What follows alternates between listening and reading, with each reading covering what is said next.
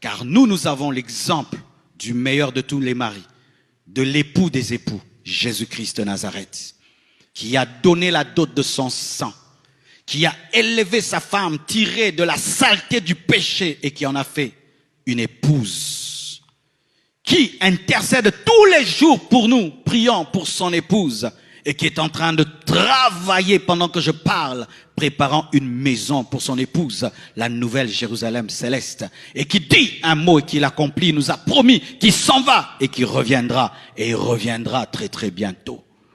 Cher homme, lorsque tu veux devenir un bon mari, ne lis pas d'abord des livres, ne regarde pas d'abord des émissions, regarde à Jésus-Christ et imite Christ par l'aide du Saint-Esprit, car jamais un homme peut ressembler à Jésus-Christ et être un mauvais mari.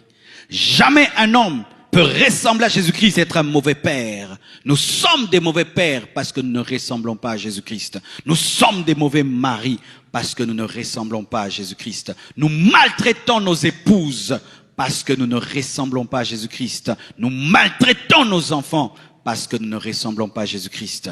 Si seulement tu ressembles à Jésus-Christ par la puissance de l'Esprit, je t'assure, ta femme t'aimera davantage, tes enfants seront fiers de toi et la paix et la bénédiction de Dieu viendront dans ta demeure. C'est possible que tu le deviennes par Jésus-Christ. Et sœur, si un homme qui veut t'épouser, s'il ne veut pas de Jésus-Christ, ne l'épouse pas, car il a refusé celui qui peut le transformer en bon mari. Soyez bénis.